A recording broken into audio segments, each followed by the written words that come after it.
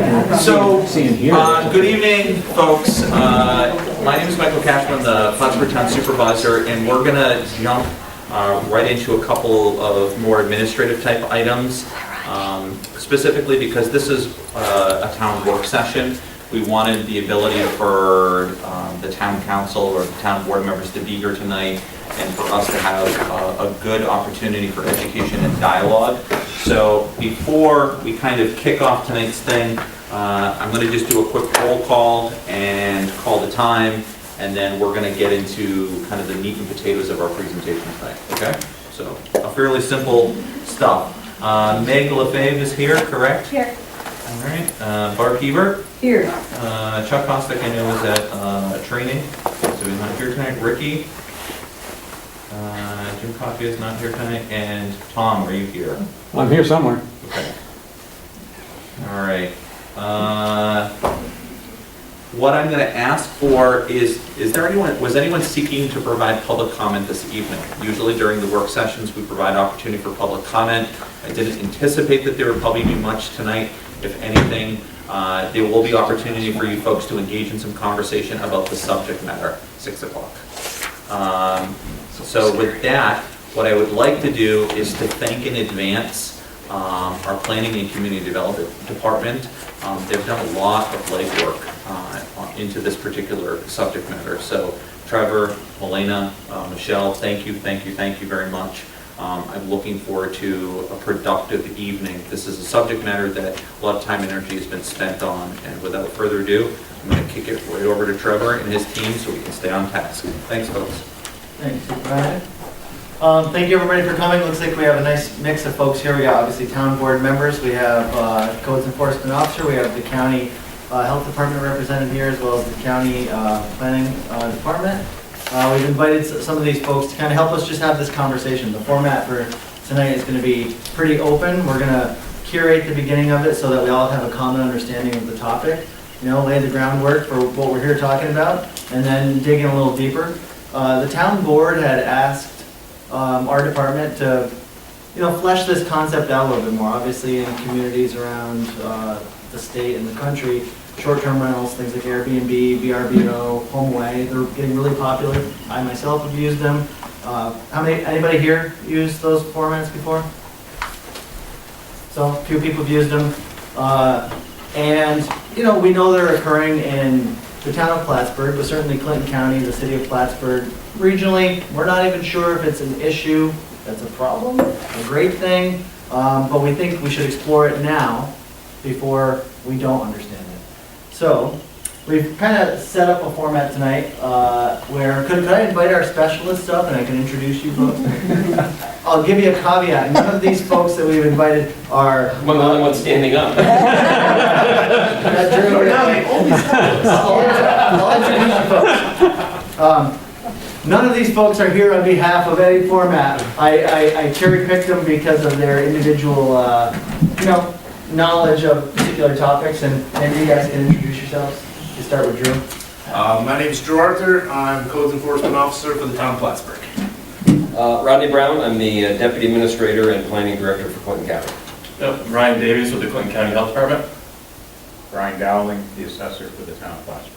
Thank you, gentlemen. We'd also invited Vicki Drew, who's the manager of La Quinta Hotel, kind of to have that perspective. She was unable to attend, as well as Christy Kennedy from the Clinton County Chamber of Commerce, the Adirondack Coast Visitors Bureau. They have some interesting information too that we thought would be valuable, but she was also unable to attend, but shared some of that information that they have with us. So maybe we could jump right in and just talk about some background. Not advancing. No, but for no reason at all. Ooh. Oh, are we not? I didn't push. Let's figure something out. I bet the freeze button is on. Let's try it. I've never hit the freeze button, so I don't know. This button's now off.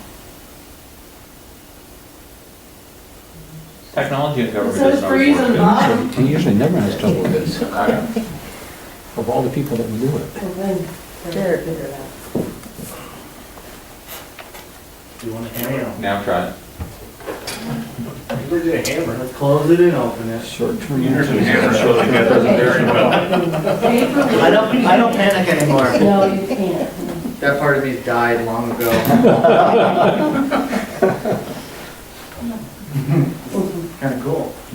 with the puppet show alternate? Not trying that at all.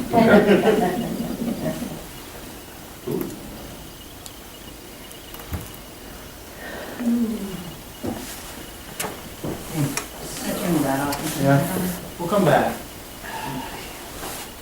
We'll enjoy this time together. Anybody know any songs? Want to use my brochure? Michelle sings. I need a new battery, so it gives me time to put it in. Cashman, any public service announcements? If it Thank takes you. too long. Pretty fine, go there, right during the meeting. So you have it memorized? Campaign speeches? So- No. Seriously? And we're impressing the high school students here. Yeah. This is how it really They is. probably could do your computer thing for you. This is how it actually works in government. Site serving out on the board. I have no answers. I don't know why I was called. Yes. Travel, I only have opinions. Performance anxiety. Arctic. Is it advancing on the screen, Lana? Girlfriend. Travel Just, all together, yeah. You didn't go on There we go. tours. Oh, we did. We're coming back to it. It alternates for me. Now I can't go. It's the going out to go. No. So embarrassing, this never happened. Said no. Trevor usually one teaching us how to do Try to make better relations in the world and what you need. So, I know. No, that always works. When do you recommend? Oh, it was just a... Oh, What's that? Every time. Portugal, Yeah. I just wonder if it's like Jim Brown or Yeah, I something. have no idea. You know, it's funny, the doctor, when I touch the screen, nothing happens. The nation goes trips. That you. Your buddy's Dan? And Oh, I didn't know. He's your buddy? Is he a real buddy or? Okay. Yeah. Oh, really? You guys are mic, be careful. Well, you got some. Just, I didn't know that they... Something that hurts you, mate. I didn't know. That's probably good. Not the nation, it's outside. That's pretty slick. How's the question? So instead of getting lost to the church, Yeah. they take you to. Sorry, Kevin, we lost Kevin. Sure, yeah. Okay, Sean, you can I didn't make it eight side. Stuff, and you see. Yeah. You spend loads of time there. Yeah, we have Debbie, but I prefer to do it this way. Yeah, well. Yeah, especially when you're down, and I can see him overanalyzing everything. Things on the mind, just talk to girls like, I want to be on that kind of trip. 1 to 2 minute conversation. You don't have some. No, there isn't. He's getting ready to retire. Come on, you guys. Just trying to do this survey. You can probably The end figure of it this out. year, I think I'm. Summarize it. I don't having pressure either. Besides which, It's very, You have some kind of computers. he's very interesting, very smart. You've got some kind of computers and cell phones. So for the one time I don't have to leave at a certain time. I just stay here and skip quiet.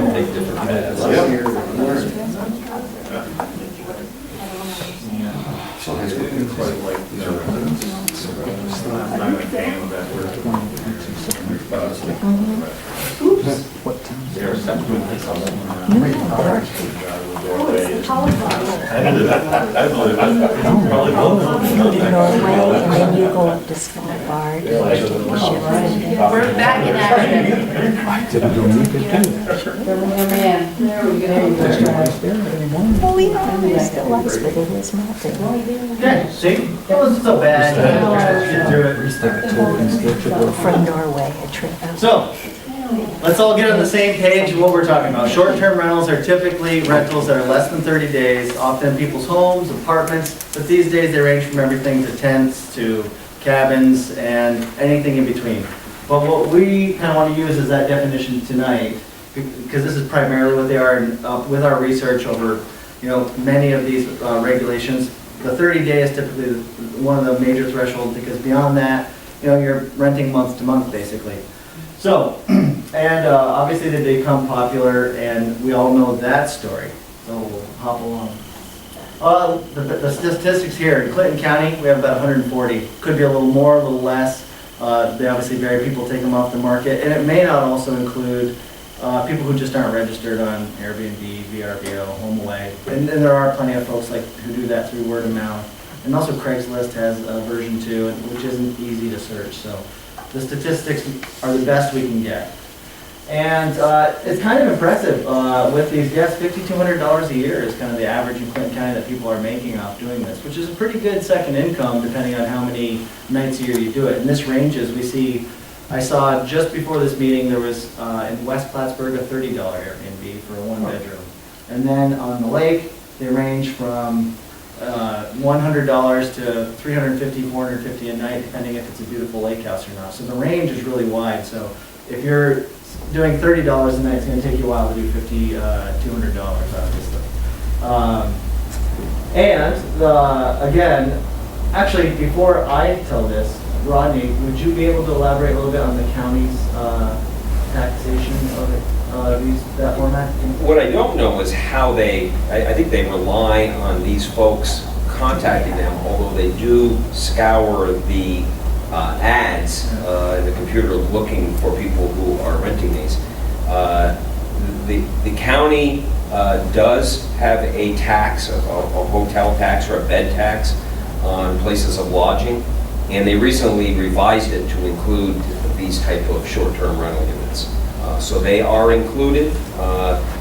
It's per night, and they register with Clinton County, and they provide amounts somewhat on the honor system, just like it is with all the hotels and motels.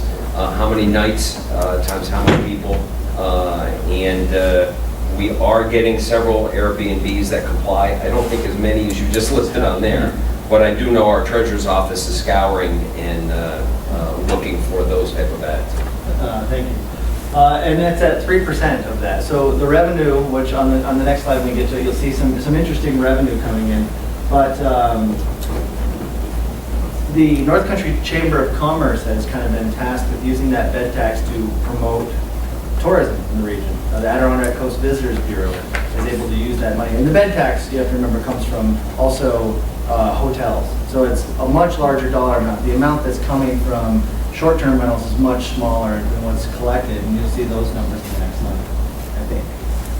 Before we move on, do you want Brian to expand on the requirement from Clinton County Health Department for any residency renting out people?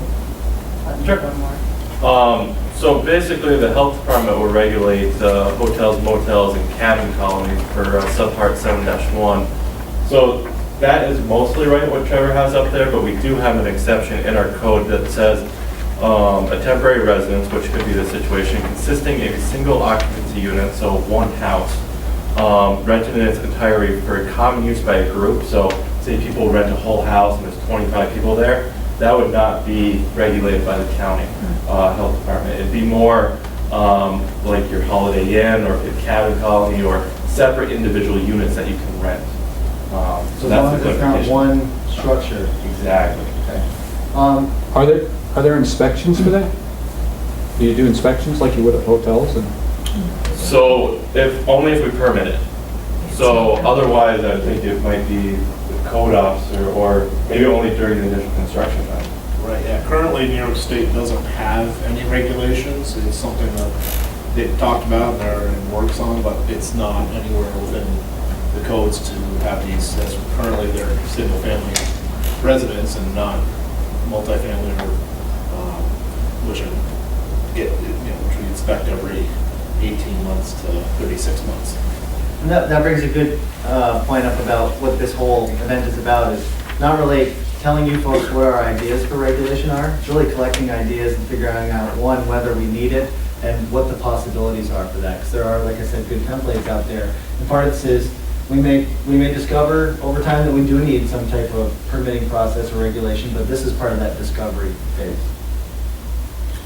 So here's some numbers that we have so far for bed tax collected, and you'll see quite a jump in each of these years, likely for very different reasons. From 2016 to 2017, I can speculate, since that bed tax wasn't collected yet, the airport increased dramatically, and in traffic, and the economy turned around dramatically in those years too. So general travel increased probably nationwide. But you'll see in 2018, which is when they started collecting that tax, there was another significant jump, and the economy had already turned around. The airport did increase as well. Pure speculation, but I wouldn't doubt that part of that 597,000 had a small component was due to collecting another form of tax. Trevor, one quick point. The bed tax that the county collects goes principally to the Chamber of Commerce for promotion of Clinton County and for tourism purposes.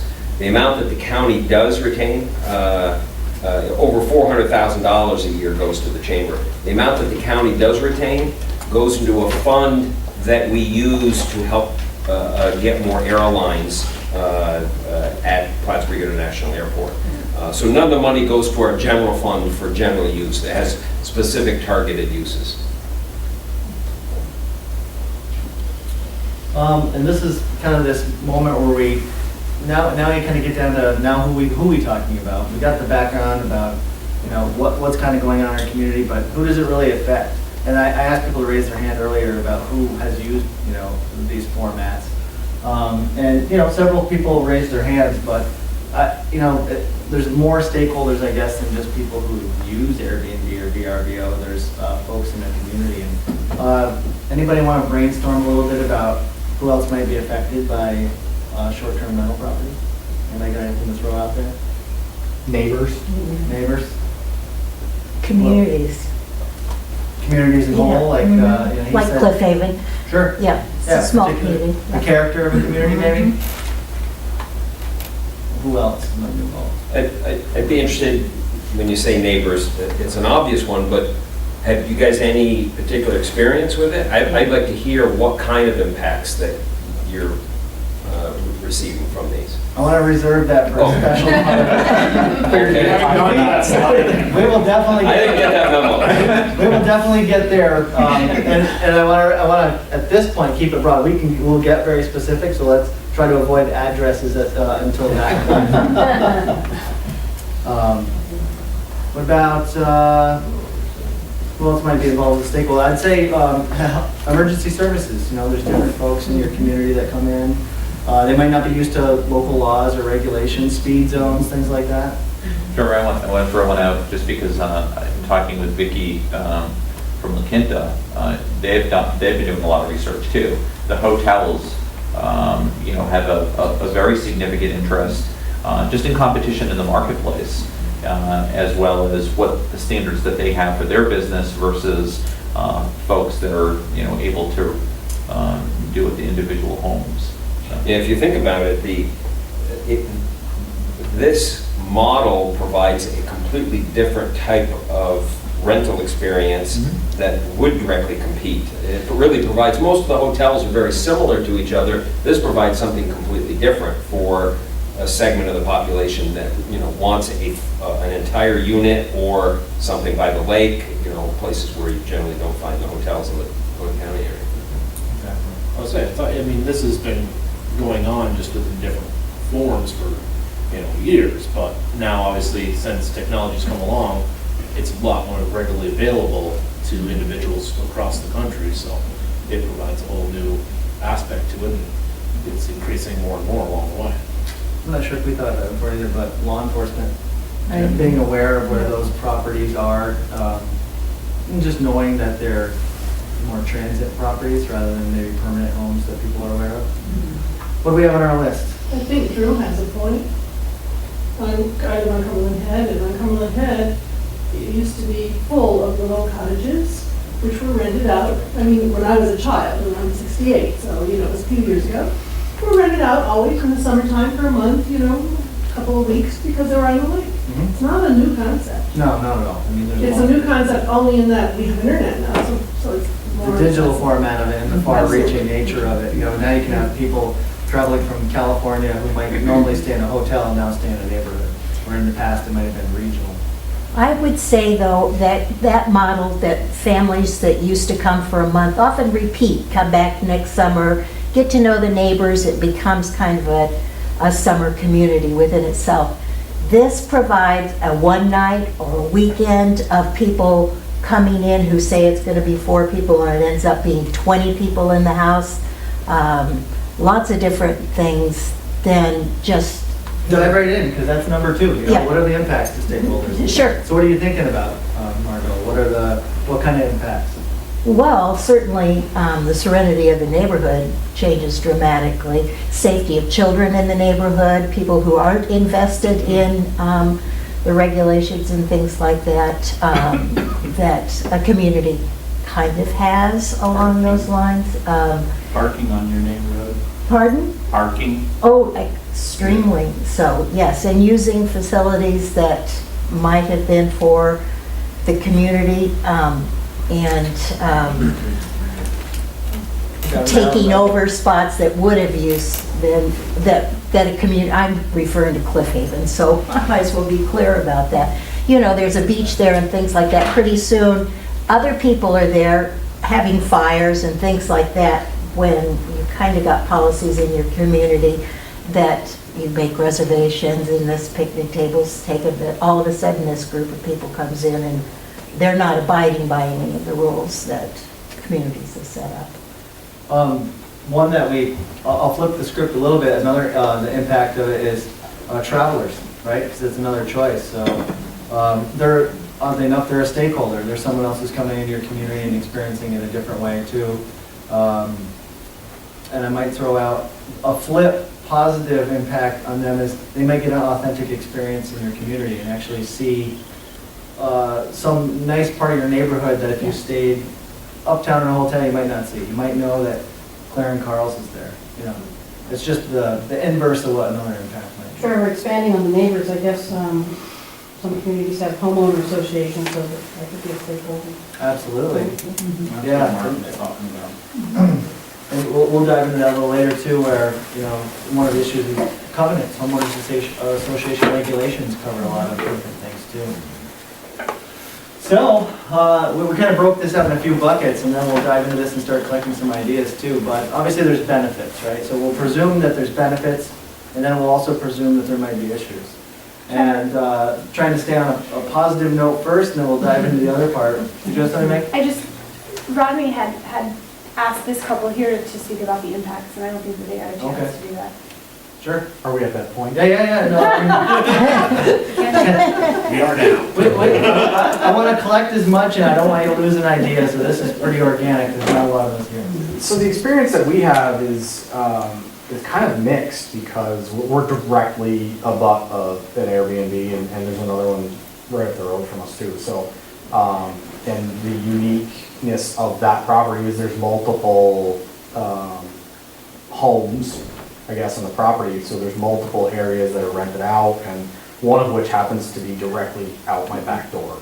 So, you know, we get, sometimes in the winter, we get people that are there for 6 months, you know, for the whole winter or a couple of months. There's kind of some consistent people, and then during the summer, it's, you know, 1 day, 2 day, 1 week. So, you know, the experience is walking out every morning and seeing a new person sitting in a lawn chair staring across your lawn at the lake. You know, so, you know, and parties, and it's not a horrendous thing, but, you know, it's just it definitely impacts the nature of what, you know, what we were buying when we bought our property as a single-family residential district. You know, I didn't buy a house next to a hotel, but I have a house next to a hotel. Well, it's interesting because a single-family residential neighborhood, and many of the ones that are impacted locally, but even certainly nationwide, those happen to be really attractive to the traveling folks who think they're going to be safer and more comfortable in a single-family residential neighborhood, maybe versus a downtown. And they're attractive for both parties, but, you know, a single-family residential neighborhood is certainly a lot different than a multifamily and a short-term rental. So it's, you have a non-permanent neighbor, you know. Yeah. Rotating cast of neighbors, right? Yeah, and I think the point was brought up that I live in Cumberland Head, and on Cumberland Head, it's known for having cabins and rentals and those. And I feel like in the past, we haven't been there that long, but before the, you know, Airbnb era, I think people stayed for a month. They stayed for a couple of weeks and kind of had some consistency in that. And it was expected, the neighbors, you know, expected certain people to show up every summer and be there with their dogs and, you know, not have a different dog every week. Yeah, and that's, and obviously there's rules in place that the neighbors have and. I want to hold that one, pets. We had not thought about that at all, but strange pets, because animals really interact differently with, you know, you show up and they've got to meet again and sniff each other again. That's an interesting one I hadn't thought of. And they don't you know, we don't know. I mean, my neighbor on Cumberland Head is required to register their pet and get their shots with the town, but the person that just shows up with a dog randomly next door, I have no idea what their township is required, and I don't even know what our township requires of their dogs while they're visiting our area. You know, so, you know, with children and pets that we have, it's, yeah, and we see the positive stuff too, because we have the fishermen that show up for the fishing tournaments, and that's a huge boost to our economy, and there's no way that the hotels can support that from what I can, maybe they can, but I mean, that's a huge overflow of the hotels on those weekends when we have fishing tournaments. You know, and they stay next door, and they're probably the best tenants. A lot of them we bring have. their families most of the time. Yeah. And stay for the whole week, which is, and we've seen a couple of the same ones here and there over the last couple of years, but in my opinion, it's been much more of a negative experience than a positive one. I do not let my daughter go outside and play by herself ever, because we never know who's next door, ever. It's always a revolving door. What neighborhood are you in? Cumberland. Safety. Now, just I guess a question, I mean, just this is out of pure curiosity. Do you guys see a difference between people that rent for 1 and 2 nights versus people that rent for a week or 2 weeks? I guess it is time like I guess a barrier that, you know, you see a difference with people. It's not, I guess it's easier when you see the same car show up, but not really, I don't know. Because you never know who's in there. Yeah. I'm just saying, just pure. I guess it probably doesn't make a difference, no. To me, it does not. The winters are a little easier because you really, you know, it's usually construction workers or something, so you see the same truck every day and they're usually gone. So the owners are never there? No. This is a complete rental unit? Correct. The owner shows up, who's unfortunately a very nice person, and I really like him. I just don't really like what he does there. But he shows up, I don't know, half a dozen times a year or something like that, stays for a little while. All right, but we wouldn't say that place is owner occupied. No, he lives in Florida. And then that's a big part of what we found in regulations to mitigate impact. I'm just going to expand to Rodney's question, how we see a difference. I've had in Cliff Haven a neighbor having to move. They had to sell their house. They tried to mitigate things with the owner of the house next door, but they ended up having to leave because they could not enjoy their home anymore.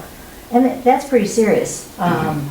And I think that there's some concern that that's happening more and more.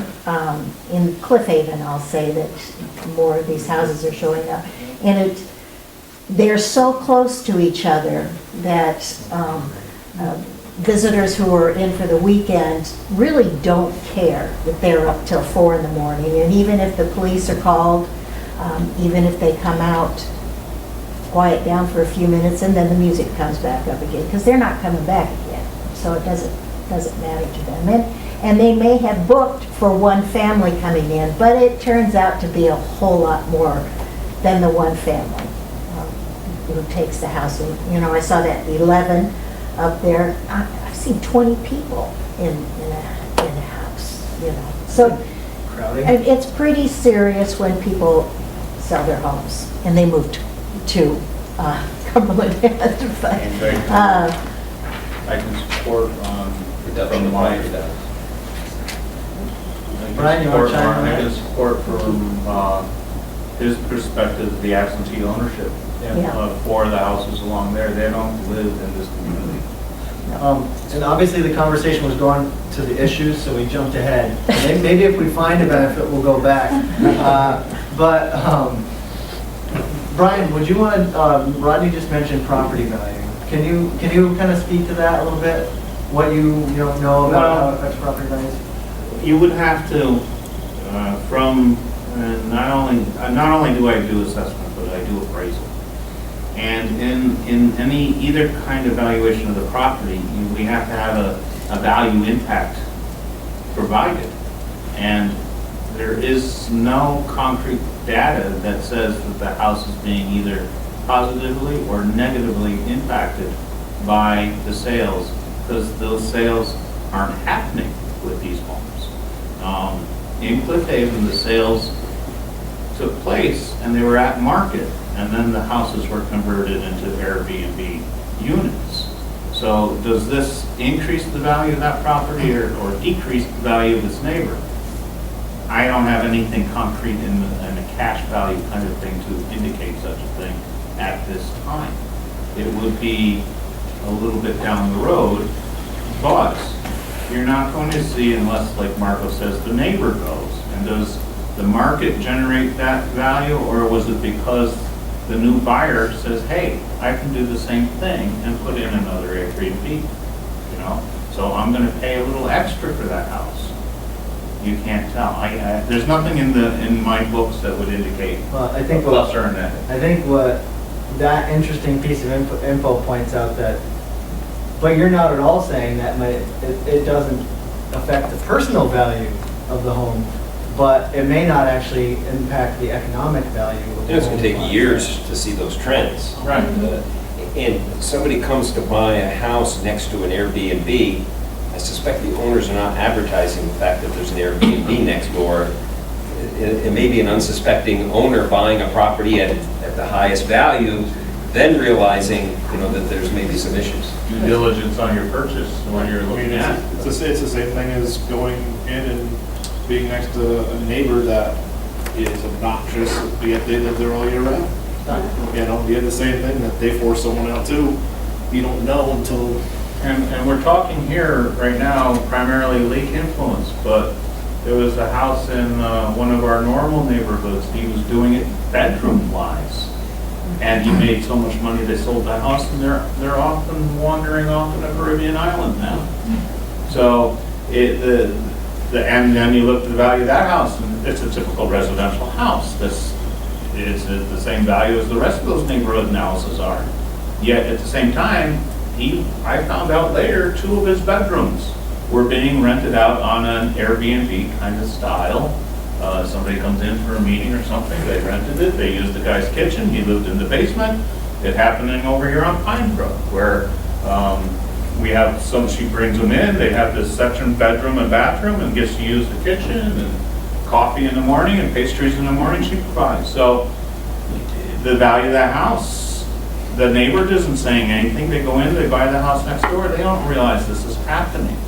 So there's Brian, a lack of information. can the inverse happen where a property value goes up because of the revenue being generated? Well, that's a possibility now. If it continues to be in the manner that we see, then somebody might say that house next to Margot says, I can spend market value for that and make $200 a night for the summer. You have to use an income approach. Right.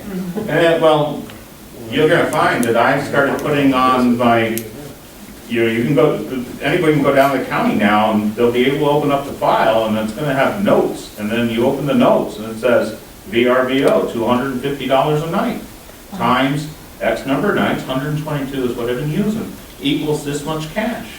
This cash is converted into a value. Now, do I add the value to the present value of the house, or do you say that's part of the value of that property? I don't know how to do this yet. All I'm doing is making sure that if somebody goes in and looks it up on the computer at the county even, they'll understand that, oh, look at this neighbor, what's this note? Look it up, oh, that guy sells Airbnb, or he sells VRBO, so that somebody's aware that they're walking into that kind of situation. Because Rodney's absolutely right. Is the realtor going to divulge this? Should the realtor be obligated to divulge this? Or FSBO, for sale by owner, is that owner going to divulge this? You don't know.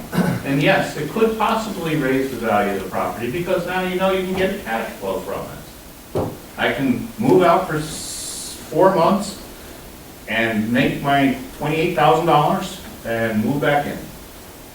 And I would just like to expand, Rodney, you commented that it may or may not change a neighborhood. I'm trying to pull back what it was you were saying. But in this small community, in Plattsburgh, in the North Country, I think change could happen very quickly if this catches on. And it's not regulated. I mean, I'm all for it, and I love having people come to love the North Country as much as I do. But unless we get a handle on things, it could really change our community dramatically.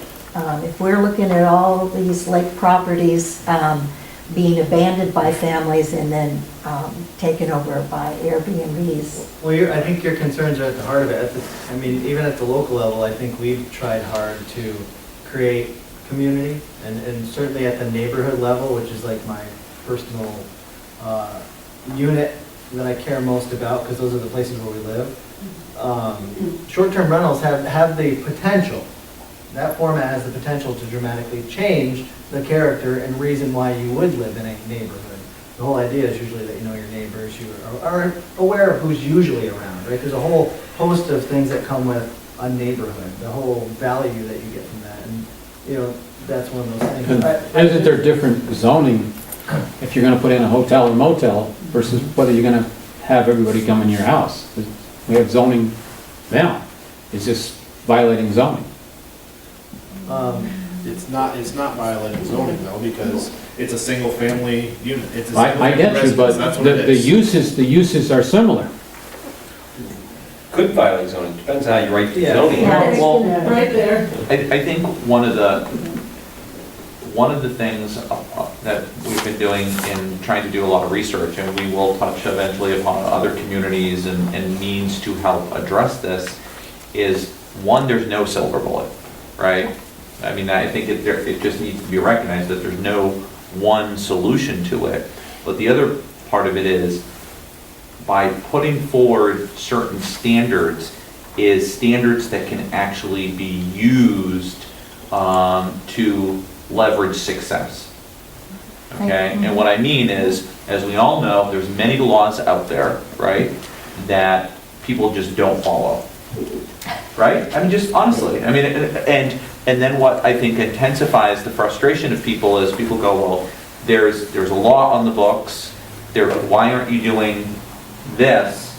But if there isn't the resources to actually, you know, to address it in that way, it doesn't do anything either. So trying to find, you know, the various tools that are realistic for the community. And what I think, you know, I just want to amplify one thing that Trevor said. The town of Plattsburgh, as you know, our own township is very unique because we're very hamlet driven. And I think we also need to be mindful of what may work really, really well in Cliff Haven may not work in Cumberland Head or Morrisonville or Cadyville. And while a lot of these communities, you know, we were talking about the lake as being, some people like coming up to the North Country because of the more, you know, rural, kind of getting in the woods, you know, being close to, you know, various things. So, you know, that's why we're taking our time and attention to not just snap to a judgment, because this is moving pretty quickly. But to extend your comment, Michael, I think as public officials, what we face is, by hearing the personalized messages from our residents and stuff, is getting regulation and having the zoning ordinances match, but it's the enforcement aspect that I get the feedback on. So Yeah. you've got these statutes, you've got this, and Yeah. so why aren't you enforcing it? So I just want to amplify that. At 3 in the morning, Drew. We discussed this a little bit, I'll let Drew.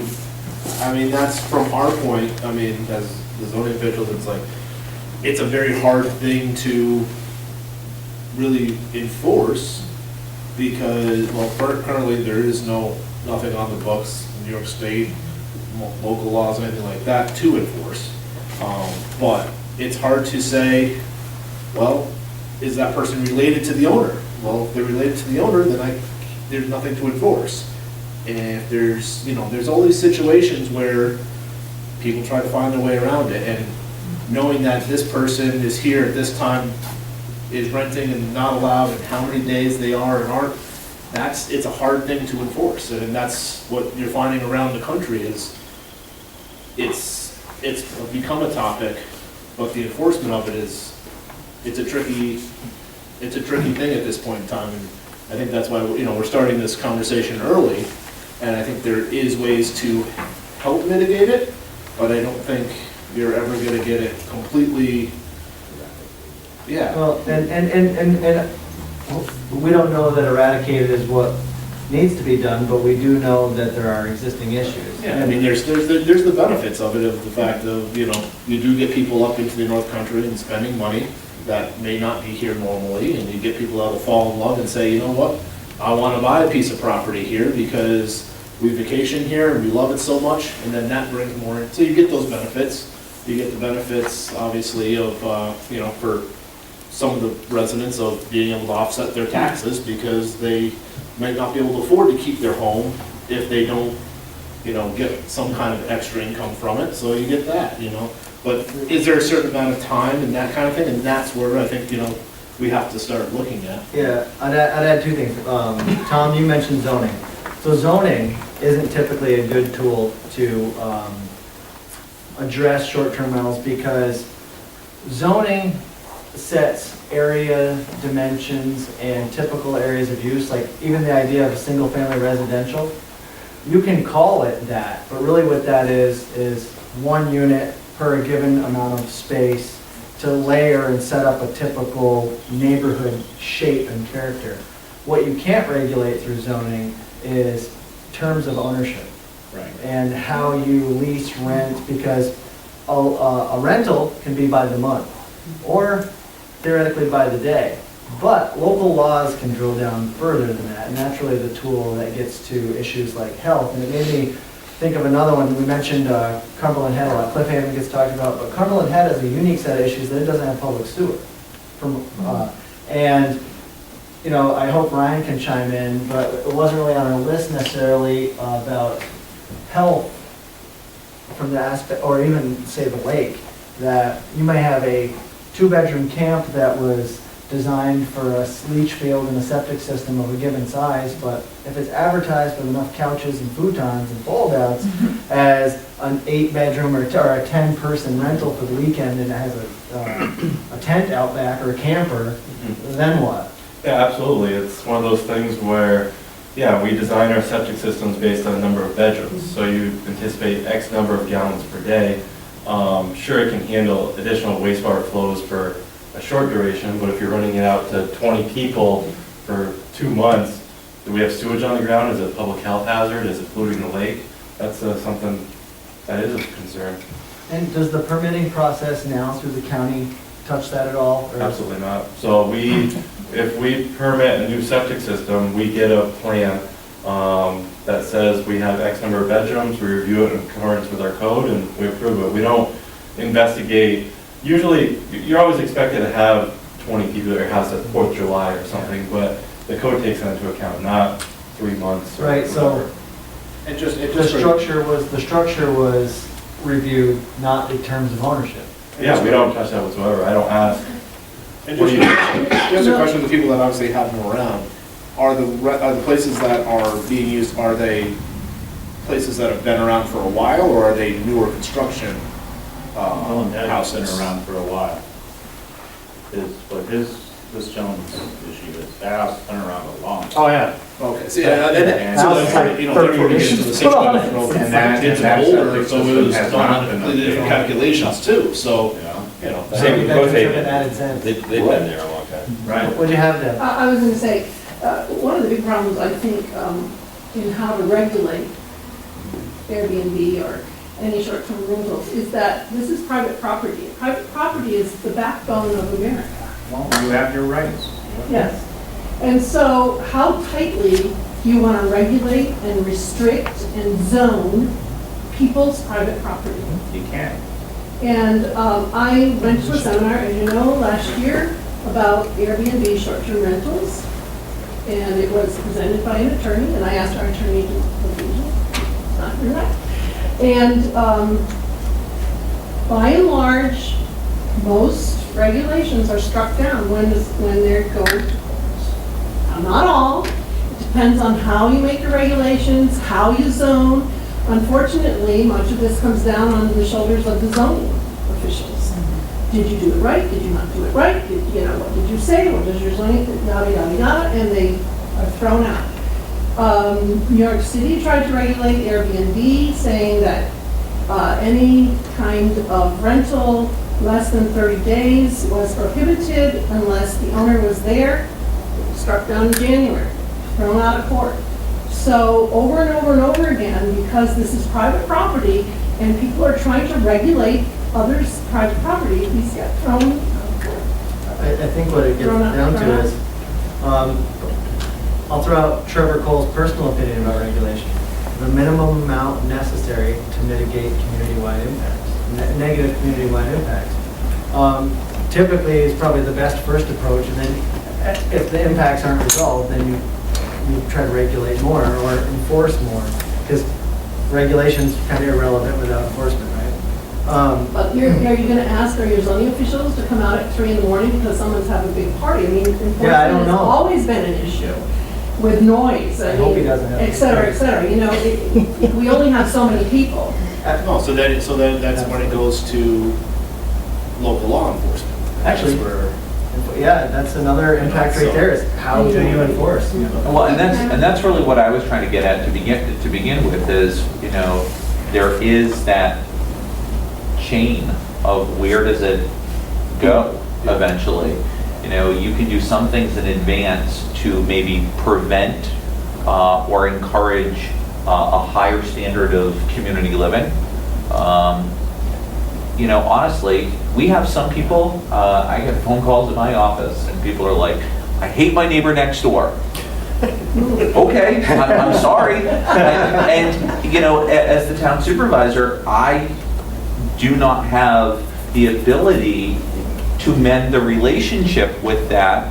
But in today's society, it can be very hard and it can be different things. It can be the dog barking, it can be what time the person's mowing their lawn, it can be the fact that their sister-in-law parks on the shoulder of the shared driveway, right? I mean, there's many different things there. Could be burning things they're not supposed to be burning next door. Sure. So, but I think that's, and that's where we even get into the thing, and I'll volley it up there. The town of Plattsburgh has a noise ordinance. And this is a really, I think, a good comparison to it. It's out there, and we are reliant largely on the sheriff's department and state police, but they have limited resources too. And so it doesn't mean that we don't have a tool in the toolbox, but it doesn't guarantee that the tool is going to be used in every situation when the person wants it to be used though too. What about this one here? We haven't talked about the housing stock issue, which, we're at. House sales are kind of through the roof right now as far as the value that they're going for. Brian would probably be able to chime in, maybe even Drew, because he's going out inspecting these buildings as they're being built. But it's probably less of a crisis issue locally, but many other places nationwide, these things are so profitable to have if you already own them. And if you can make $5,000 a month versus, it kind of makes sense for a lot of people to move out of the neighborhood, get an apartment somewhere else, and they're living pretty well. And so other places it's caused that issue.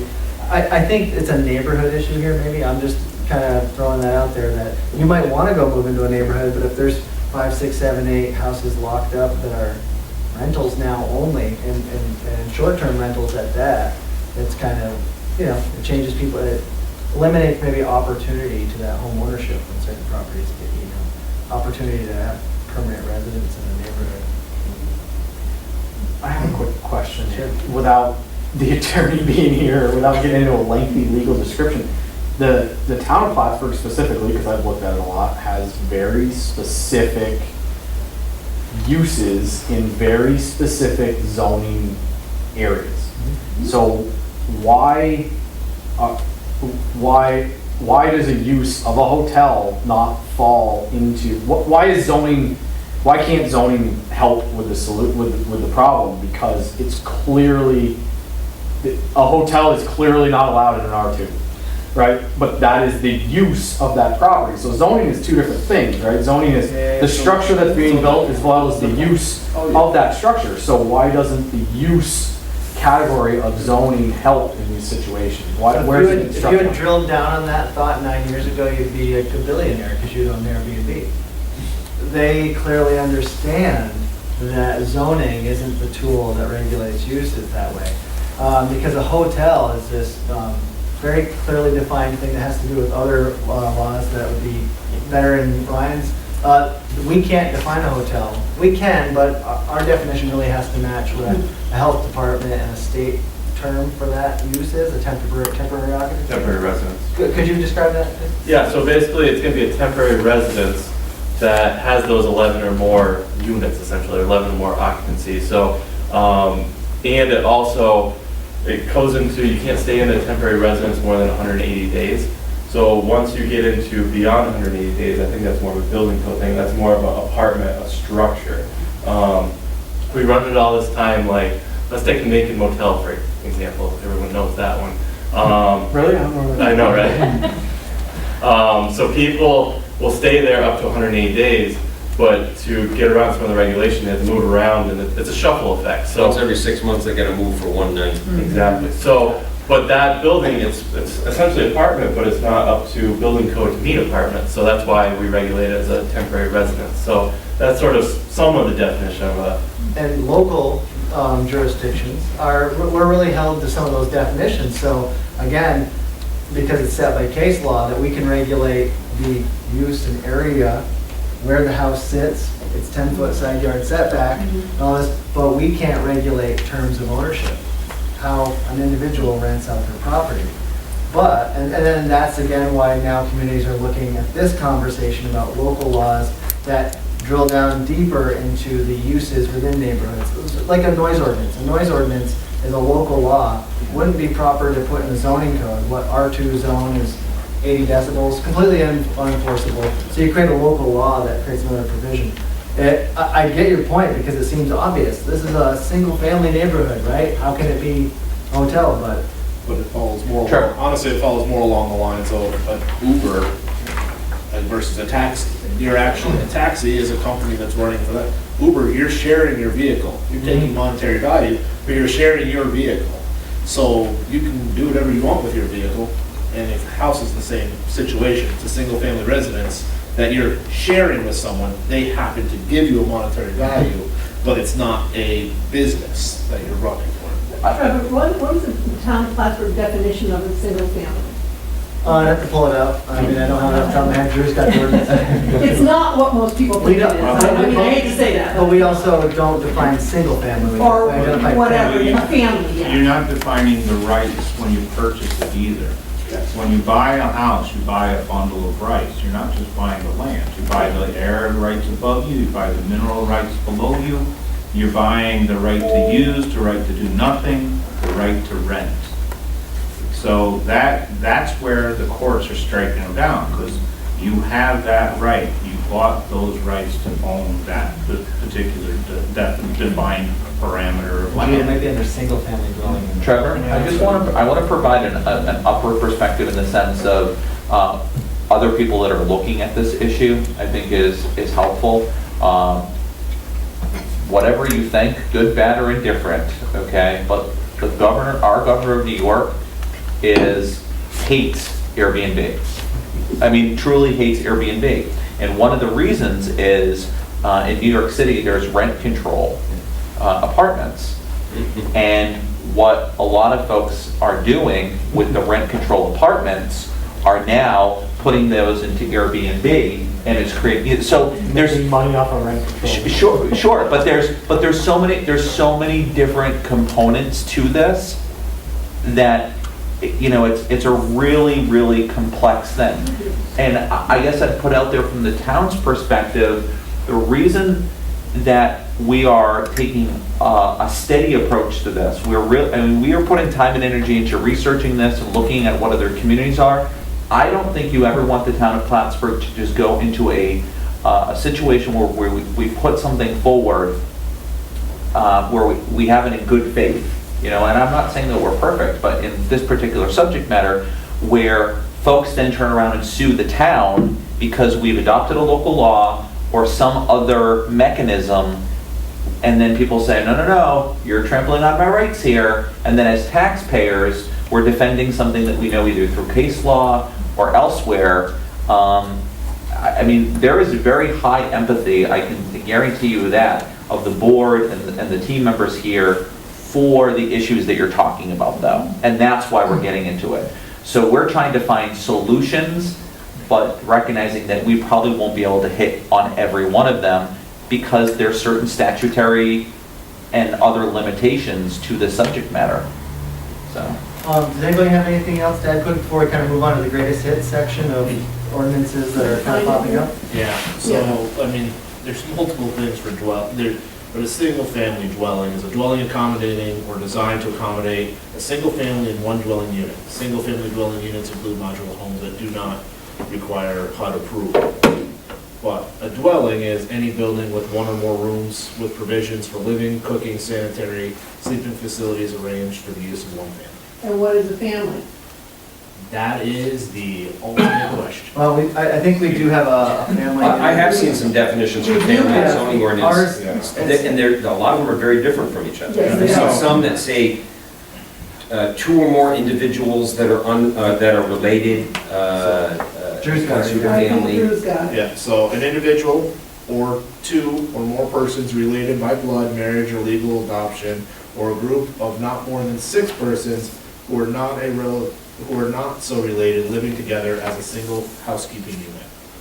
And then, exactly, So, 6 or more non-related. but here's why countrywide, we'll definitely move on because the family issue has been explored to the nth degree. I can tell you we have the safest definition because thought experiment. Imagine trying to spend your time regulating if you have 2 foster kids, your cousin's living with you, you've remarried and have 2 stepchildren, and grandpa lives with you, and your daughter's child also lives with you. Anybody want to go break up that family? Because it's, doesn't quite fit the ordinance? I don't think you want Drew going out there and being like, yeah, the foster kid's gotta go. Probably not popular, so. Or grandpa. You won't. Grandpa's gotta go. It's probably been said before, but you won't find me very excited about digging in deep to how to regulate the definition of family because it fails. Because of that nuance. You see the greatest enforcement of that with the college housing.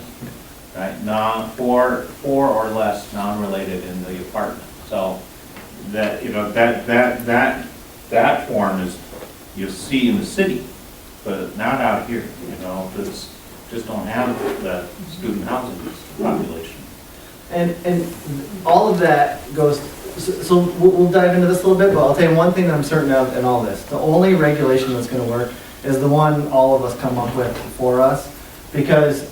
We've read through many all over the country, and I don't think one of them will work for us. All of them have something pretty good, you're like, that's a really good component. And then the next is obsessed with lake rights or, docking or something that may or may not apply to the neighborhood that we're dealing with. The only one that'll work is the one that everyone here chimes in a good idea about. And the only way I'm convinced to do that is to look first at what is the issue that we want to mitigate that impact. And then what do you do to regulate that? Rather than go, here's this law that we found in another town to drop into our town. I think we have to be realistic in the fact of, we're not going to get rid of this, but if we can, I guess, put our ideas into control the chaos is kind of what we need to do. Because it's like, you're never going to get rid of it completely. If the world's changed and that's the way it is, then you're not going to get rid of it completely. Does anybody here rent out their part of their home for temporary rental? If they're brave enough to tell us now that everyone apparently runs away. I can tell you somebody in my office, that person does. Yeah. Sure, go to the next slide where we show everybody. If they stay for free, is that a rental? Because, what's that? If they stay for free, is it a rental? Probably under some definition. And let me first say, I don't do this, and I don't really have a stance on it other than I've used it 2 or 3 times, and I probably will. I will again this summer. But I'll be the bad guy. I do have a Airbnb. And what do you think about it? How do you like it? it's great, it pays our taxes, it gets projects, so we can make sure our house is fixed up. Yeah, and that's a perspective that we didn't drill and we quickly moved right past benefits. I mean, I say we probably increased the property value because of the stuff we're able to put back into it by quite a few thousand. Is that a short-term rental? Yep, Yeah. yep, we rent it by the week. Could we bounce back to that slide? But do you live there? But do you live there? At times. I can It's go- a- I can it is go a sec- back, It's our though. family's second house that we rent out. I can go back to the 90s and renting a camp on Silver Lake. And those, you cannot even get into that, because every year, that same family comes back every week on that particular camp. Oh, yeah, You know, so it's been going on, like mentioned earlier, for a very long time. It's just the prominence now in established neighborhoods where. Yeah, it's moved into a different form now. Right, and, you know, so to be circumspect and to give it its just due, we did want to touch on that obviously a benefit community-wide with the, you know, benefit to tourism and, the next fail. Is the increased bed tax, obviously, increased tourism, and that's usually because of the expanded variety and experiences. It baffles me, I didn't understand it at first, but we have many days a year where every hotel room in the town of Plattsburgh is booked on Route 3. And there's many sleeper reasons. People think, yeah, okay, the fishing tournaments, okay, college, people traveling to and from Montreal. But we have a lot of corporations here now. And companies like Schluter will book 50 rooms to have a corporate event. Tour buses, I just learned, I was talking with one sales manager at La Quinta yesterday, and one of their typical one is a lot of Japanese tours. They'll have a whole tour bus. When you see one tour bus parked outside, it might not mean much to you, but that could be 40 rooms. Pow, gone. And so this alternative does offer increased capacity of rental units in our region for tourism.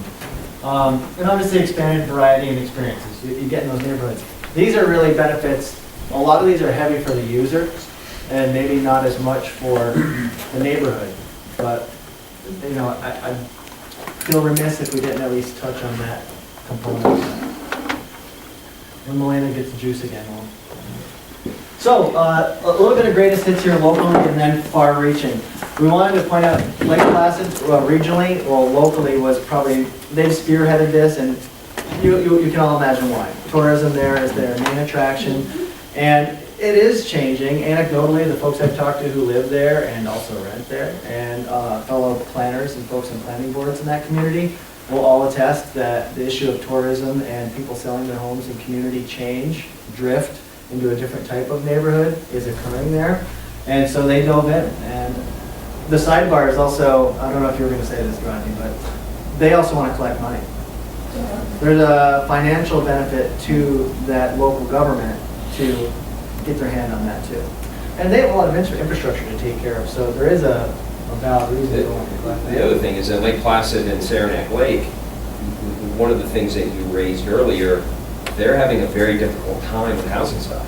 It is very difficult to go and buy a home or even rent something long-term there. There's not a lot of availability. A home for less than $1.7 million. Yeah. How much of it has to do with this issue, I don't know, but it's got to play somewhere. I think more than it does in the town of Plattsburgh, it's playing a role there. And, you know, they have some interesting components to theirs. I printed it out, it's right here, if anyone wants to see it, we can pass it around.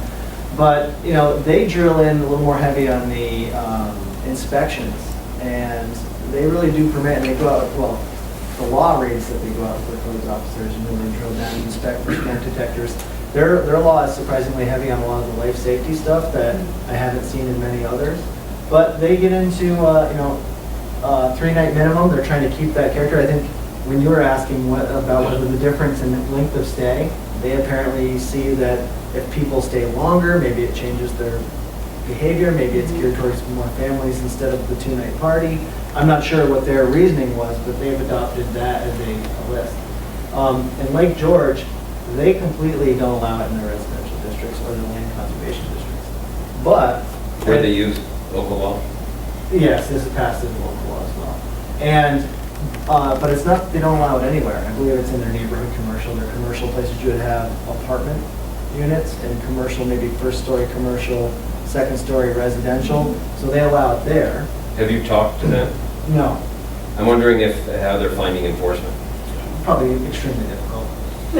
But They found you, Drew?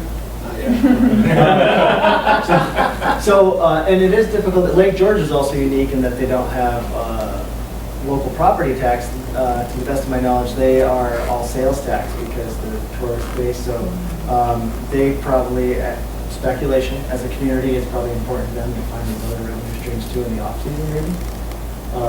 they have their own PD too. True, I mean, they can enforce in other ways. The Yeah. town of So, Plattsburgh, but- in case anyone knows, does not. But again, putting it into perspective again, we're reliant on a county structure for the sheriff's department and state police. A little bit different when you have your own police department, in addition to codes officers, et cetera. So, In San Francisco, almost probably entirely because of housing stock and changing community Well, character. this is where it started. They had Airbnb started in San Francisco in 2007. And kind of the spearhead of some of the most strict regulation too. I mean, 275 days out of the year have to be owner occupied. People are becoming really clever about how to work around that, but they try to enforce that as best they can. Maximum 90 days of occupancy. And many, if you can, Google it, go look at theirs. I mean, the fees associated with it and then the inspections are just incredible. I can say we'll never adopt that because we can't afford to go out and enforce that many regulations and don't have the infrastructure to do that. Unless you want to hire 4 more of us. Well, I was working 24 hours a day. I'm sorry, I probably shouldn't have spoke for the board. I would presume you're not interested in hiring 4 more codes officers just to enforce short-term rentals, but How much revenue perhaps. they generate? They can pay themselves, why not? Move on. We need So, us. another attorney too. So we talked about some of those policies. I think next we're going to look at tools, right? The individual components of those. So each of those regulations were made up of the toolbox, the different methods, those laws. I will pass this around if anyone wants to look at it because this one was Lake Placid actually. It's pretty robust. It's still in draft form. Okay, yeah, keep that. So one of the most popular is the first stuff, property registration and the permitting process, affidavits about their minimum concerns. In lieu of actual on-site inspection, sometimes we've seen that they will sign that, yes, they have the minimum smoke detectors, fire extinguishers, carbon monoxide, whatever the regulation is, that they have that. So they sign off as the property owner that we've done that. And then, the other hand, then there's straight up inspections. Probably the most powerful tools that seem to mitigate community concerns are the minimum owner occupancy. Is this actually just totally unoccupied and really all it is a rental property? Or do they live there most of the time but make some extra income off short-term rentals? And then maximum consecutive guest days. And this is done in really clever ways, any way you can think of. Max total, 90 days, San Francisco. I would think a minimum might be more appropriate. Yeah, so you have the minimum, the maximum consecutive guest days is also, and that doesn't actually drill down to what I guess we were trying to get at. It's more about, is there a duration in between where people aren't staying there? So can you have 12 days of rental and then you must not rent again for 14 days? And that is, in some places, help mitigate. That's a tough enforcement. No, I agree, but as an attempt to keep community character more single-family residential and not turnover where, these folks mentioned, every weekend it could be somebody different. So the intent of that regulation is to break up the stays where someone you don't know is there. And then the local one, the most powerful one probably locally within neighborhoods, is homeowners associations and deed restrictions, because those have nothing to do with the local government, they have nothing to do with codes enforcement, and if you have an active homeowners association, or if you're in a subdivision that actually had deed covenants, or would enforce them locally amongst those property owners, they can be, that could be prohibited locally by deed covenant. I got a question for Margot on that, because there is an HOA there. Have they addressed this? I do not believe, but as you know, it's not a requirement to be a participant in the HOA there. Yeah. It's by suggestion only. So they're working to get some teeth in it. but not as of yet.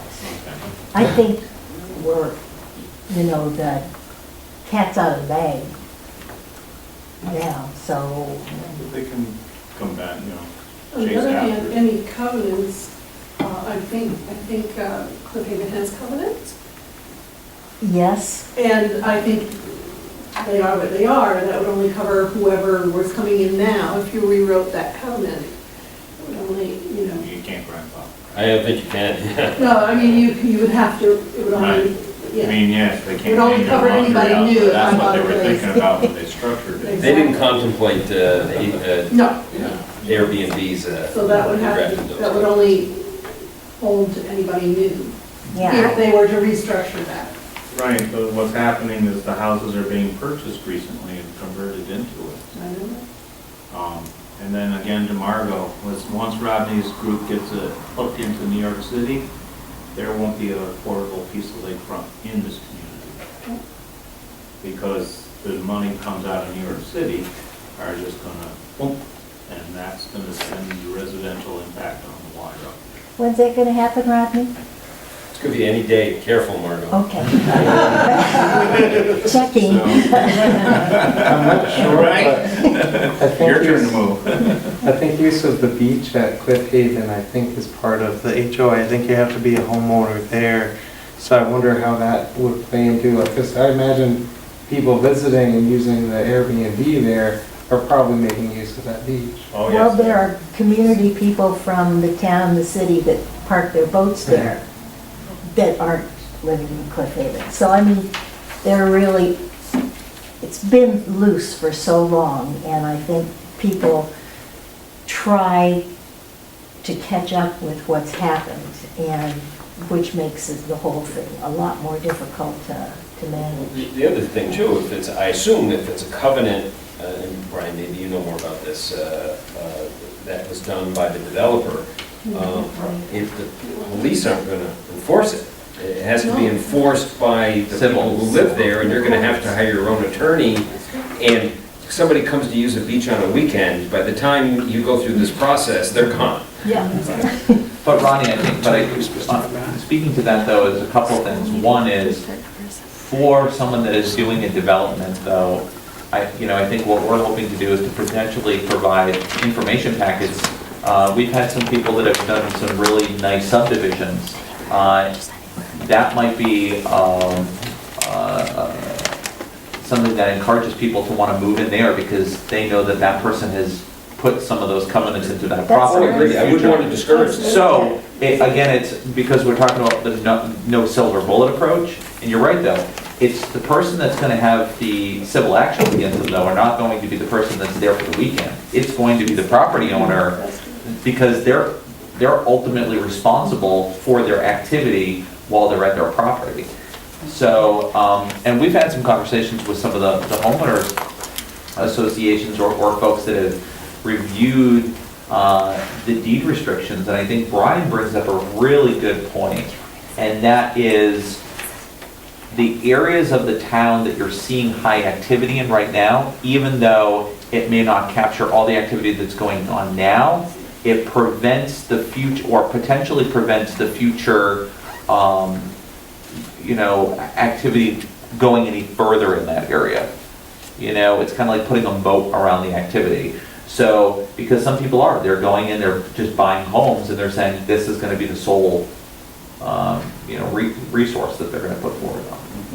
Is the homeowner liable for anything that happens on the property?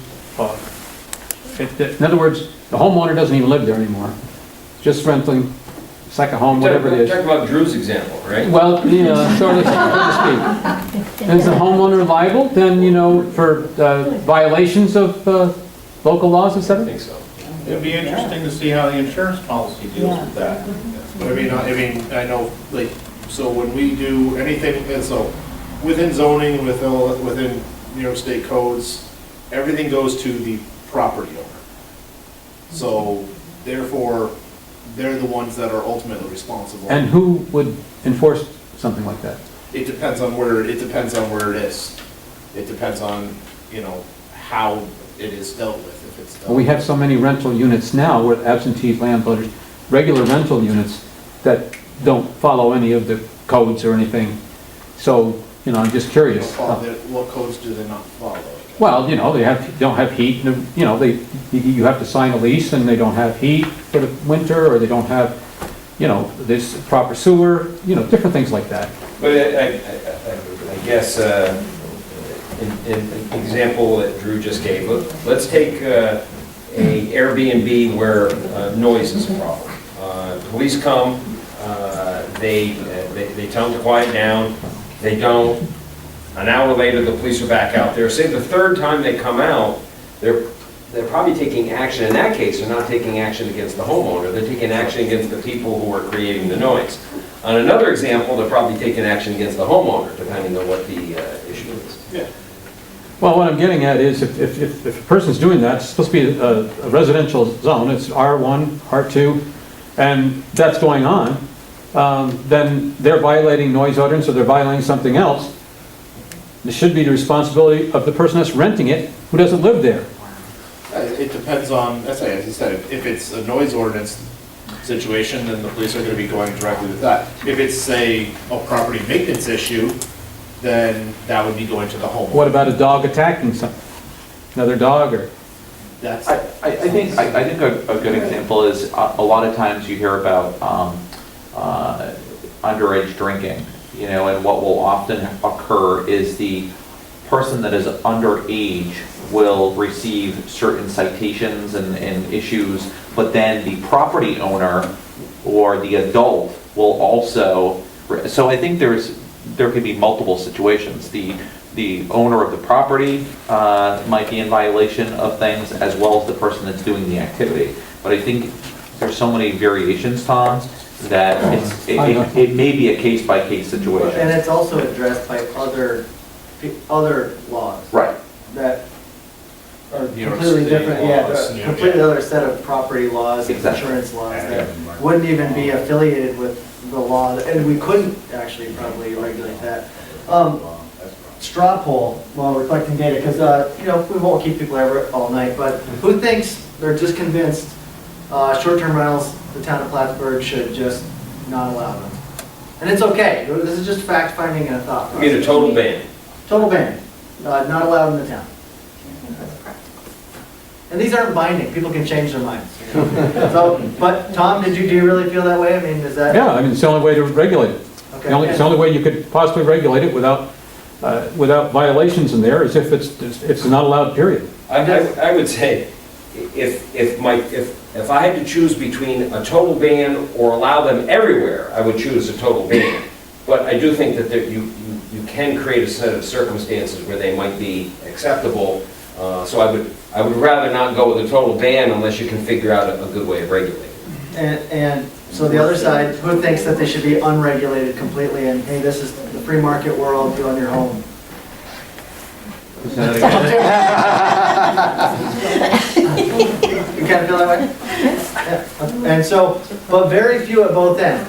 Who thinks along the lines that some sensible regulation that's, you know, strategic and surgical is warranted? And doable. And doable. I mean, Enforceable. it has to be all the best we can. I think, I like saying that the majority is somewhere in the middle, and we don't constitute all of Plattsburgh either, but. I don't think we would have complaints if there was a consideration given by the guest to the other members in that community. That's what you find is lacking, is the tenant who's coming in is not giving consideration to the neighbor next door. Melania, could you go back to impacts? Sure. So I don't want to let anybody off the hook without trying to pick your brains. So, you know, you had, some of the issues that we had were noise. I'm going to give you my opinion. I think that we won't be able to do much in an Airbnb, a short-term rental, local regulation that fixes that. We have a noise ordinance, and that would only be enforced by the county sheriff in this town. Like any other place, when the dog's barking all night, when somebody has the radio, that's currently enforced that way. That's my personal thought. That doesn't mean we could be crafty somehow, but I think that when you try to add additional regulation that's covered in another law, you muddy the waters. And we have the honorable Mr. Patton, he's It's also retired. an interpretation, you know, when you have that, you know, which law has precedent. It is. The overlap would be untenable. For those who don't know, Mr. Patton is a former judge, retired. Yeah, you typically don't see a separate noise level allowed for one use versus another use. It's a blanket, and that's why they usually do it based on a local law, not through But zoning. these things aren't enforced either. And even if a ticket is written, it's usually dismissed.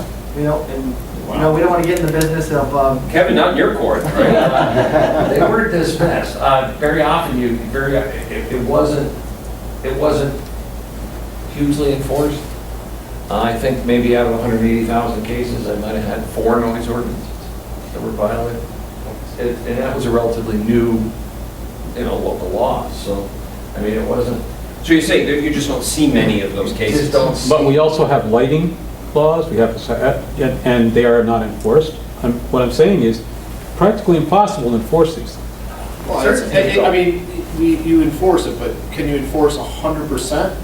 No, I don't think any agency, the FBI, anybody can do 100%, enforcement of absolutely It everything. must be that percentage that you can't enforce that are always complaining to me that, Well, absolutely. An example is, and noise is a classic one, because a lot of the noise ordinances, and I'm not sure about the town of Plattsburgh, is based on a decibel level. It's quite possible that the decibel level is being exceeded at some point when the complaint is being made. By the time you go out with a decibel meter, it's perfectly acceptable. And so how do you enforce that? Did they violate it? Yeah, they probably did, but it's not really enforceable. well, the big one that you can't do anything is community character. It's going to ruin your community character. actually, Tom, I like that you jumped right there, because I would say we can't do anything about noise within the law. That's already taken care of in another law that needs to be enforced on its own. Waste is pretty much already taken care of through health code and provisions of zoning, that we have clear regulations about what to do with your waste, and you have to clean up your lot if it doesn't comply. Parking typically will either be self-regulating, although we could add that one in, but it's usually self-regulating, but we don't allow parking in yards and such already, so pretty much covered through other components. I think community character is. If parking, it becomes a problem, could a homeowner, say a next door homeowner, call someone to come and tow the cars away? Is that? I don't think you could call somebody to tow the cars away. It gets down to, is it an I mean, I don't unregistered know. vehicle? That's what I didn't say, it's unregistered vehicles. Debbie, I think if it's like, if there was so much traffic that they're now blocking You can't get through your driveway, and I mean, like, or they're parking on your lawn, I think there's some elements to that, But we have seen, so parking's not a done deal, because you can, regulate per guest or whatever. Again, it's the enforcement issue. But Tom, community character, I actually think there is a solid one for that, and it's everything that we already talked about.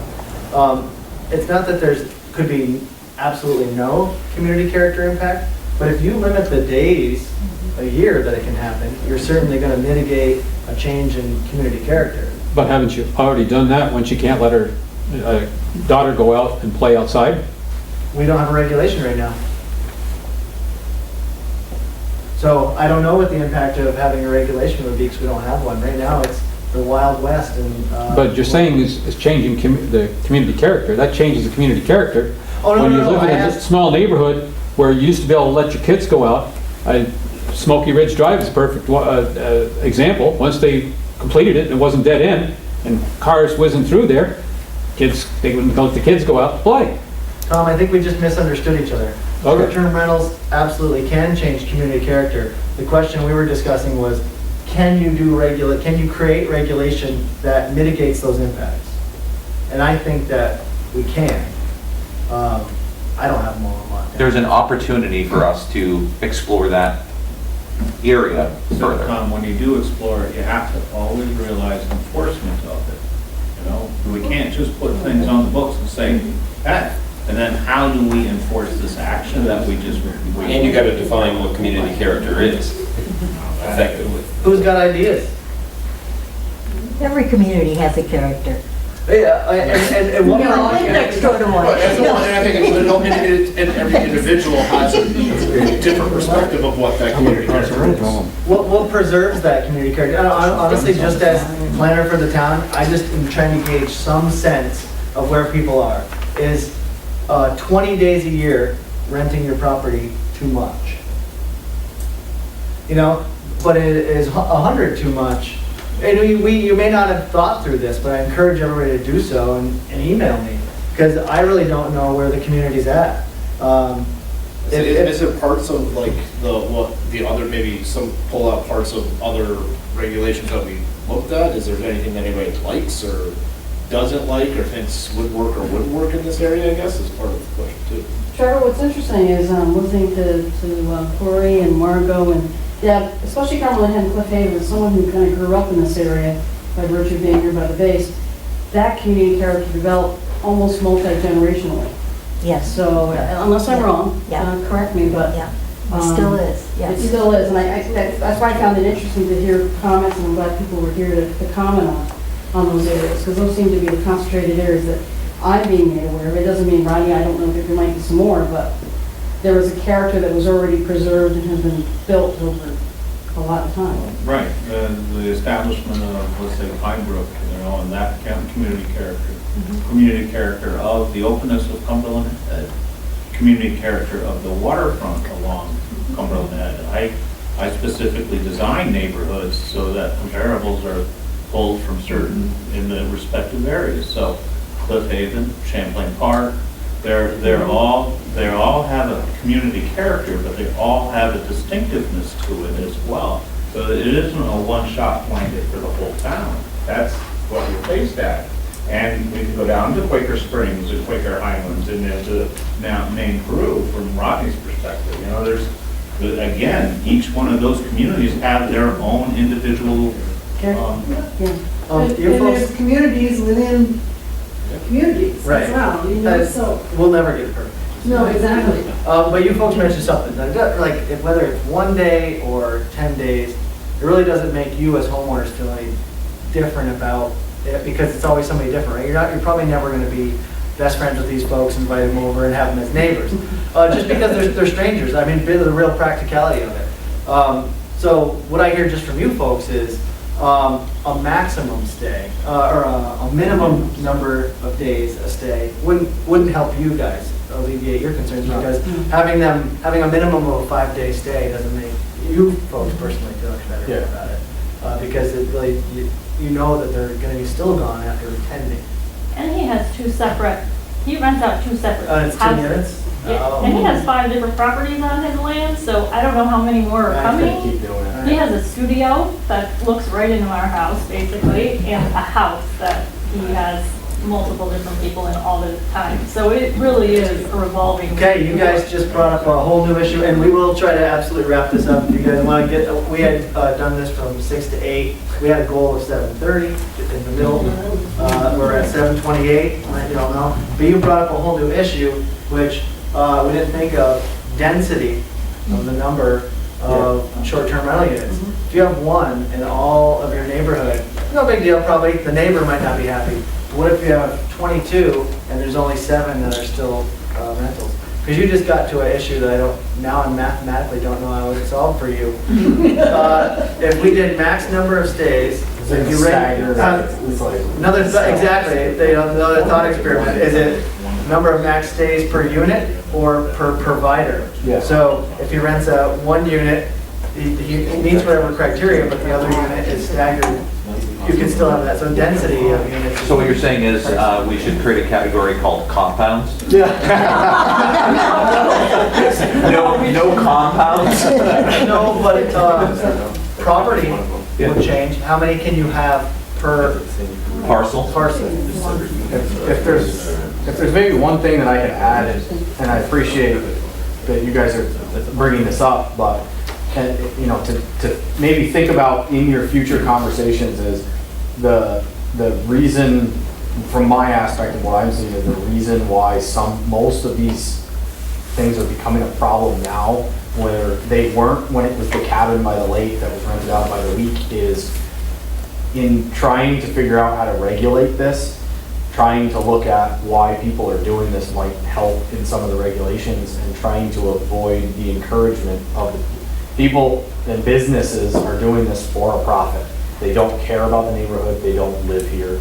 They're outside people for a large majority of them, not all of them, but the Airbnb had started out as you could rent your room out and you could help pay your mortgage, right? Or you could encourage trying to get some value out of your house. Well, now it's become a profitable enterprise where people are looking for communities where they can purchase houses and make $30,000 a year on this house or $40,000 a year. So to try and figure out, you know, from my aspect, is to think about regulations that would discourage the direct use of a property strictly for profit by a large enterprise, right? So that's the occupancy regulation. So I think that could be more of the overall number of days, because if someone's like, well, I can't rent it for more than 90 days, then that's not gonna be enough profit for me to be, you know, but yet, you know, someone that's looking to offset something else, or just looking, that may be enough days that they say, okay, well, I can do this, so I can take the date, so whatever it is, 90, 60, 20, you know, whatever. So would it matter whether they had a connection to community? Or whether they're outside, that never lived in a community? I think just thinking about what people are trying to do with the product, they're strictly trying to make a profit on this area because they feel like there's a profit, or because like Drew has a family rental that he would like to not have to pay the taxes on all year, so he's gonna rent it out for a certain number of weeks or months to help pay for that, so that him and his family can still afford to go there and enjoy that. I mean, I think that that's a different situation than the people that, especially in Cliff Haven, that are buying house after house, and they're forcing the neighbors to move out so that they can buy the house, so that they can rent it, so they can do it to the next neighbor next door. Absolutely. This is kind of an odd thought, but if I owned a short-term rental and I wanted to rent it out for a week at a time, the 90 days would bother me. I want it to be 91.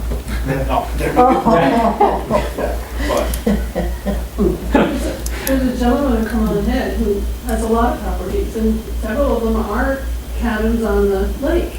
And of course, the time he wants to rent them is May to through September. You know, that's more than 90 days. And that's where that staggering goes, where how many consecutive days can it be through that platform? Some of them are fully winterized, and he can rent them in the wintertime, you know, so. But that's where what they're saying is now you're creating a business, so that's where we could discourage the overall profit of it, that you're having it so that you can have the property, but not necessarily be trying to make it. The concern was if you would have no regulations on the days at all, there might be a more proliferation of those, because people are going to buy more to make the money. If you set a limit, yeah, you may have a certain number out there already that are doing that, but at least you're not getting people after that regulation that would be buying them for that sole purpose. It doesn't have this huge upside of, well, yeah, I can buy this house for X amount of dollars and rent for $2,000 a week and never even. That's right, because I'm limited now to only 90 days or 60 days or whatever, you know, the time. It's something that, like I said, think about the reason why these are becoming such a problem is profit based. Well, going back, Trevor, you mentioned density. I do think that plays into it. I do think that there's certain communities, it just should be unacceptable. Because they're so, the density is so high, the units are so close together that it just has too much of an impact. So I would say that should be a factor in determining where you might allow it and where you might not. Yeah, there's one of the ones that really shocked me is in New Orleans. There's whole neighborhoods that obviously after, you know, devastation there, people went and bought up, no permanent residents. All short-term rentals, the whole neighborhood, you know, so, and it's already a party town. And so there's whole neighborhoods now that are, you know, I don't think that'll happen here. But we're a different town, and a different community, but that's an extreme example where that's happened, where cheap property, old flood properties, they've all been purchased and, you know, some clever person purchased 10 at a time, and the whole streets are short-term rentals, year-round. So one thing, I just wanted to clarify one thing. So we don't regulate the single family units, but it seems like you have a property next to you that has multiple units, Mm-hmm. which is almost getting to the definition of a cabin colony, which if it is over the 11 people, it's a possibility we might regulate that situation. You got somebody to call? I think on his Airbnb, because I may have stalked it a couple of times. Few mentions of the miserable neighbors in the comments, but that was after the dog attack. So, he advertises one as sleeping up to 9. Okay. That's one house. In the studio sleeps 2. Okay. No, I think it says more than that. So that doesn't mean that there's ever 2 people in there. There's 6 people in there. And then how many other units are there too? Because if you go over like 25 per day. There's two what the town would consider single-family residences. Okay. So it's a possibility. Which unfortunately, it's hard to regulate. You can put a bunch of single-family residences And on that one is- property. Yeah. You can put a bunch of two-family residences on one property as long as it meets setbacks. Yeah, and then it still does, so therefore, I mean, that's where it comes from our point of view. We don't, New York State doesn't require regulations of inspections until you hit 3 units in a single building. Yeah. Once you hit 3 units in a single building, that's what triggers your inspections for multifamily. Drew, did you go through code school recently? At least 6 times. I thought you were gonna correct it on that. I think one of your best offenses is to make, if it comes down to it, the dog, the thing, and the comments on Airbnb saying, this is not a good place for us to rent. All of a sudden, that backfeed from the tenants, the next person reading it goes, and they're gonna go find someplace else. The neighbors don't want to sit. You know, and having been a user, but I was a single person in a unit. I didn't bring 7 other people with me, you know? I tried to be as minimally impacted to that neighborhood, being cognizant of this. I say, I think I think in the other side, you do get people that will come and that do it, as you said before, that want to be in the neighborhood because they like that, they feel more comfortable, and they don't want to be in the hustle bustle of a hotel and all that. Unfortunately, you do get the bad, the other side of it too. Right. So. How to control the potential of the client. So I think I kind of want to rein it in a little bit and probably start to pull this to a close, but I was wondering if there are any nuggets of wisdom or last thoughts. Our generous folks on the panel who were asked and then volunteered and then got reminded 5 times that please come and attend this, and we graciously did. Any thoughts you folks have about it? You don't have to, but just thought I'd give you a little opportunity. Well, I would say that I've heard enough negative comments from people coming into our office that I do think that there is an issue out there. And I do think that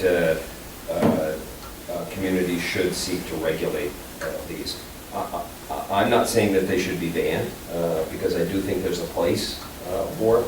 But as we've demonstrated today, there's a lot of different issues associated with this. But I do think it's time that they be regulated on some level. Should it be done on a county level as well?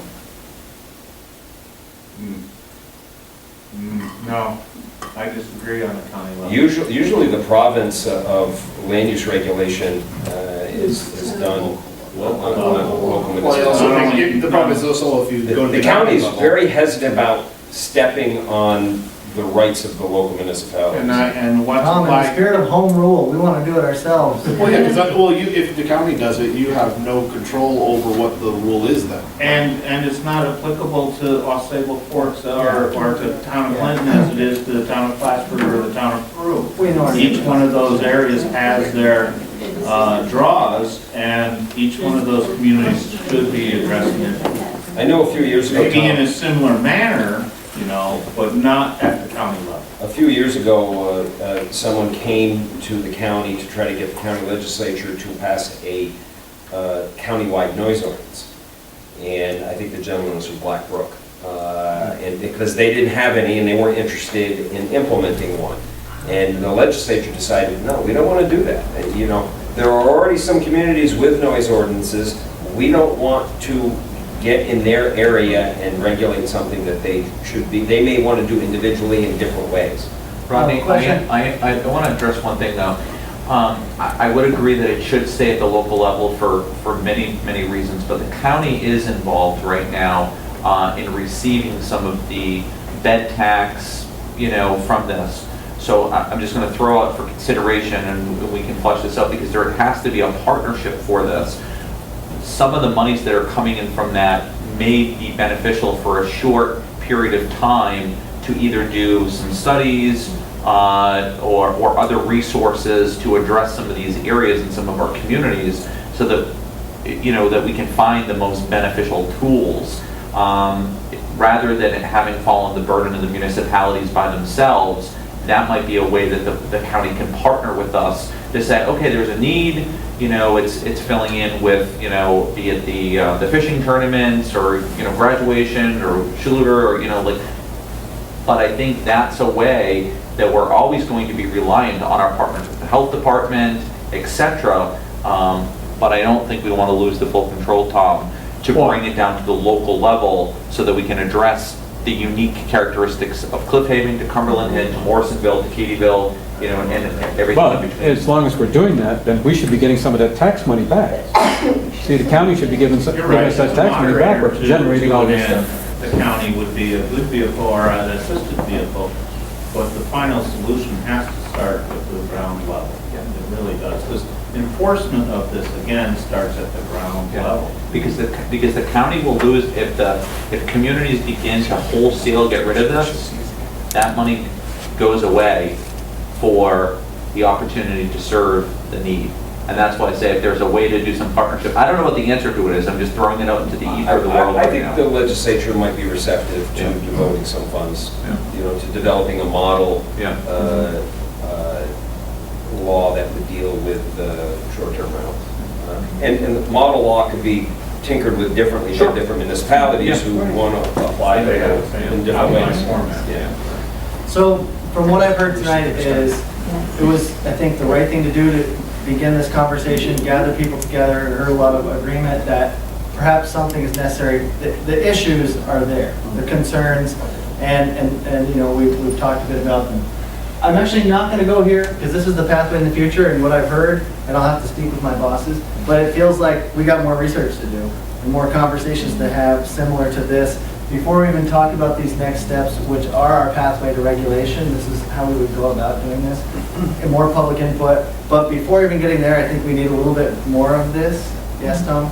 But is Drew the only one? I mean, did we invite some of the other people that have these? We invited a lot of people, and a lot of people couldn't attend.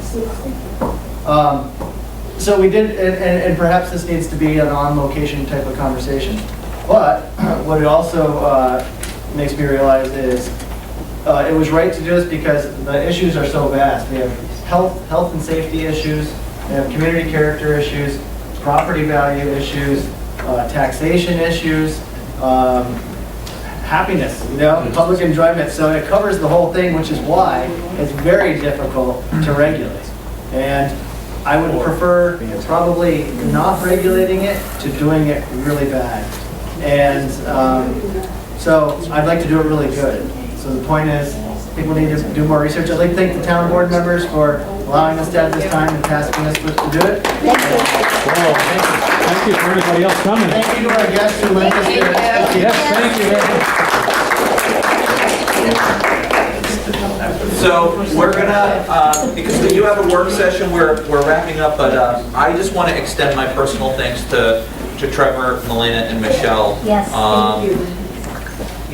By far, I'm just going to take a moment to, and also Drew as well, and Brian. We have some of the best professionals of any municipality.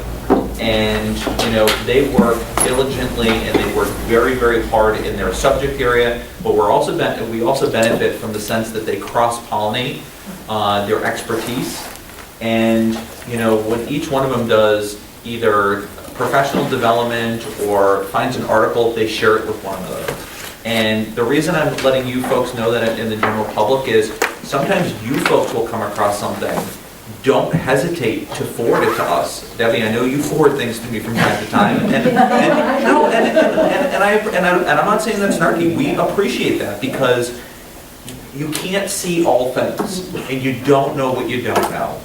And the way that we're looking at it, and I'm bringing Vicky up again because she is a person in the area of hotels that personally, she's done a lot of research on that. I mean, she's very, very passionate about this.